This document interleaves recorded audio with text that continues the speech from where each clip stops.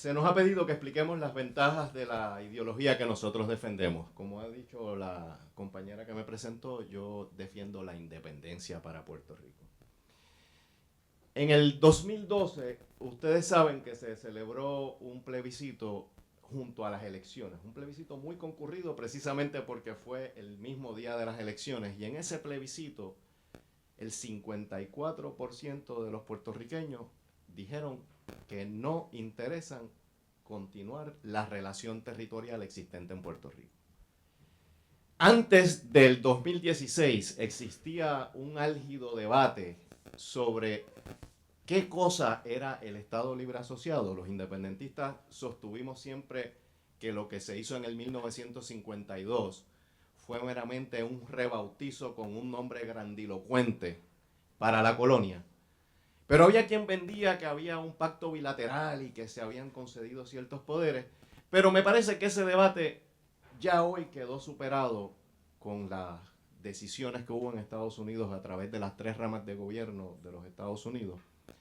Pero para no entrar en discusiones de abogados, aunque aquí estamos en un foro de abogados, con la imposición de promesa y la junta de 7 individuos que nadie eligió en Puerto Rico, yo creo que no hay que explicar mucho más que Puerto Rico es una colonia que está sujeta a los poderes plenarios del Congreso, sino ¿qué fue eso de imponernos una junta? Ante eso, pues se presentó una legislación para celebrar un plebiscito en junio de este año. ¿Por qué yo soy independentista? ¿Por qué yo defiendo la independencia? Bueno, la primera razón es una razón de vergüenza propia. A mí como puertorriqueño me da vergüenza que en mi país no mandemos los puertorriqueños. Es una cuestión de dignidad, es una cuestión que me duele que sean otros los que manden aquí. Pero además de esa razón que es íntima, que es más de la fibra de uno, soy independentista porque estoy convencido que es la mejor alternativa para el desarrollo de Puerto Rico. Puerto Rico vive en una crisis que ya se extiende casi por 11 años, lo que demuestra que no son ciclos de la economía. Puerto Rico vive en una crisis porque carece de poderes para desarrollar su economía. Y esos poderes se adquieren con la independencia. Poderes para proteger la industria, la agricultura, el comercio local. ¿Ustedes vieron lo que pasó con la producción de huevos en Puerto Rico el año pasado? ¿Alguien vio esa noticia? ¿Se acuerdan esas tristes imágenes? Una máquina haciendo un hoyo en la tierra, vaciando todos los huevos y después tapándolos. Bueno, pues eso ocurrió porque la producción de huevos de Puerto Rico no se pudo llevar a las cadenas de supermercados porque éstas estaban inundadas de huevos norteamericanos. Y no aceptaban la producción local porque era más cara que lo que había entrado el huevo de Estados Unidos. Y Puerto Rico está en un estado de indefensión frente a eso. Toda esa producción local se tuvo que votar. Con la independencia tendríamos el poder de hacer protección a nuestra agricultura y a nuestro comercio y a nuestra industria. Por ahí hay una cláusula en la Constitución de Estados Unidos que se llama la cláusula de comercio interestatal. Ustedes en sus clases las deben haber oído, que prohíbe que nosotros pongamos unos aranceles que intervengan con ese comercio interestatal. Y lo mismo que pasó con los huevos ocurrió con la farmacia. ¿Ustedes se acuerdan de la ley aquella de certificados de necesidad y conveniencia? Que si un Walgreens quería poner una farmacia tenía que pedirle al Departamento de Salud un certificado de necesidad y conveniencia. Bueno, pues en una que se lo denegaron, fueron al Tribunal de los Estados Unidos, que se llama Tribunal Federal, y el Tribunal Federal le dijo a los legisladores, ustedes no tenían autoridad para hacer eso porque ustedes están sujetos a la cláusula de comercio interestatal y por lo tanto esa ley es nula. Eso son consecuencias del estatus. Y la única forma que nos podemos proteger de eso es teniendo los poderes soberanos para nosotros mismos disponer cómo queremos llevar a cabo nuestro desarrollo. Las leyes de cabotaje, que creo que hay prácticamente un consenso de que son dañinas porque imponen la marina mercante más cara. Bueno, pues eso es consecuencia de la relación con Estados Unidos. Si nosotros fuéramos independientes, cogeríamos la marina mercante que nos plazca. Lo mismo con hacer tratados comerciales con otros países. Lo mismo para eliminar la Junta de Control Fiscal. que es una imposición directa de ese poder plenario del Congreso sobre Puerto Rico. En otras palabras, la independencia le da los poderes a Puerto Rico para desarrollarnos, para desarrollar nuestra economía, para echar hacia adelante poderes que hoy no tenemos. En ese desarrollo, se habla mucho de la independencia como de separarnos. Y yo quiero aquí hacer una aclaración. La independencia no es para separarnos de nadie. La independencia es para tener la habilidad y los poderes y la facultad para ser interdependientes con todo el mundo. Aislados estamos ahora que no tenemos esos poderes. Aislados estamos ahora que no podemos ir a la mesa de las naciones soberanas a sentarnos de tú a tú. Así que esa idea que a veces se lleva de que la independencia es para separarnos del mundo, es todo lo contrario. La independencia son los poderes para enlazarnos con el mundo, incluyendo mantener una relación saludable y de cooperación con los Estados Unidos. Porque otro de los mitos es que los independentistas somos antiamericanos.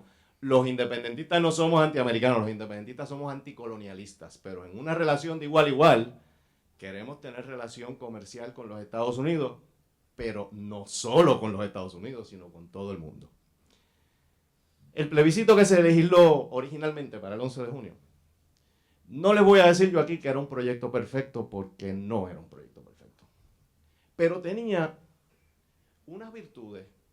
La primera virtud que tenía es que por primera vez se iba a celebrar una consulta en donde la colonia no era alternativa para resolver la colonia. Parece un galimatías que no se entiende, pero por primera vez la colonia no iba a ser respuesta a la colonia.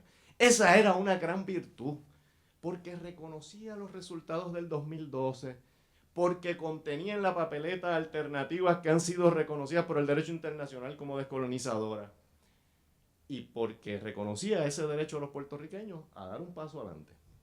La segunda gran virtud, me parece a mí, que tenía ese proyecto, era que ponía en una columna la estadidad y en otra columna la soberanía.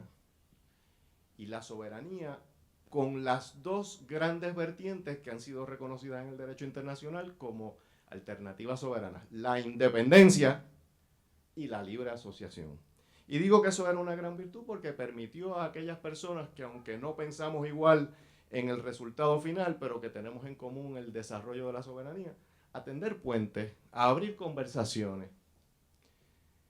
Y el proyecto tenía un gran defecto.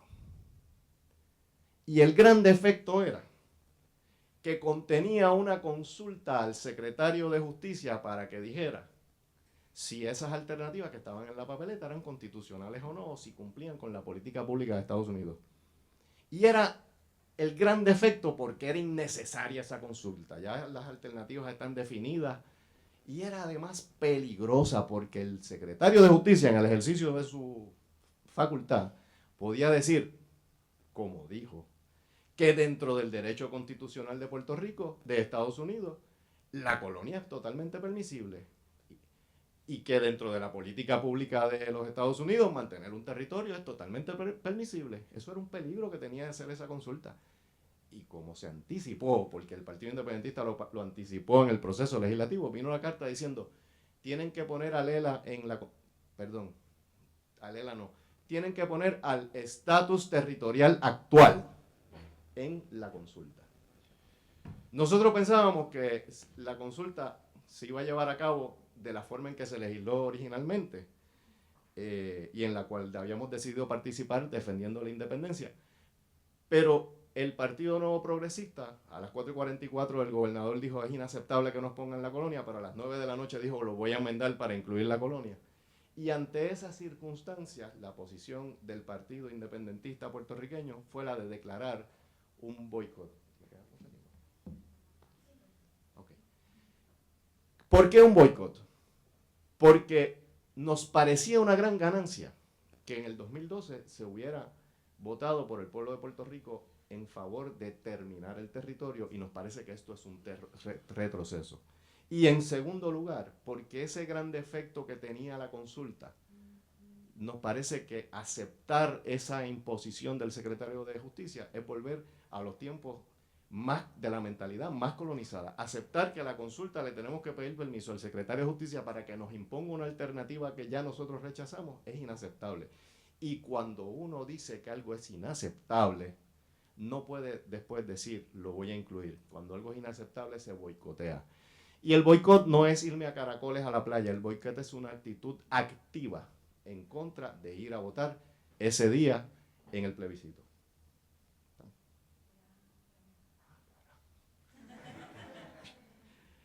Es que yo le pregunté ahorita si me quedaba poco y me dijo que sí, ahora me dice que me quedaba más tiempo. Déjenme añadir algo a la parte de la independencia. Como dije, en estas circunstancias para nosotros es inaceptable ir a la consulta porque nos parecería el retroceso que les hablé y porque nos parecería una imposición que no es aceptable. Puerto Rico tiene que descolonizarse.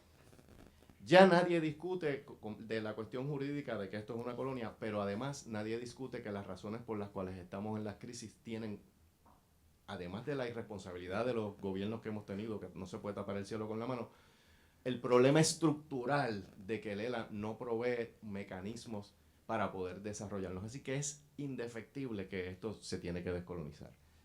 Lo importante es cuál es la actitud que asumamos frente a los procesos descolonizadores.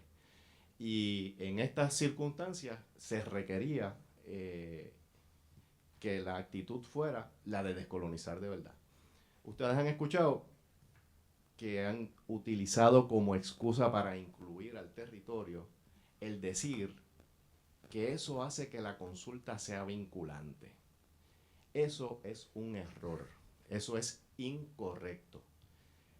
La consulta al secretario de Justicia sobre las alternativas se puso por una sola razón, porque en un presupuesto bajo la administración de Obama se hacía una asignación de 2,5 millones condicionada a que se consultara al secretario de Justicia sobre las alternativas. Y si él las aprobaba, le asignaban a Puerto Rico 2,5 millones de dólares para la consulta.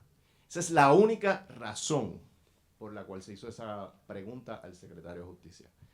Ni en ese presupuesto, ni en la carta del secretario de Justicia, en ningún lugar habla de compromiso de clase alguna con los resultados del plebiscito. Por lo tanto, aducir hoy que se hizo la inclusión del territorio para complacer al secretario de Justicia porque eso lo hace vinculante es un argumento incorrecto. El plebiscito no era vinculante como se legisló en enero y sigue siendo no vinculante como es ahora. Lo que pasa es que había que tener un mecanismo para confrontar al Congreso con su obligación de descolonizar, porque ustedes saben que la cláusula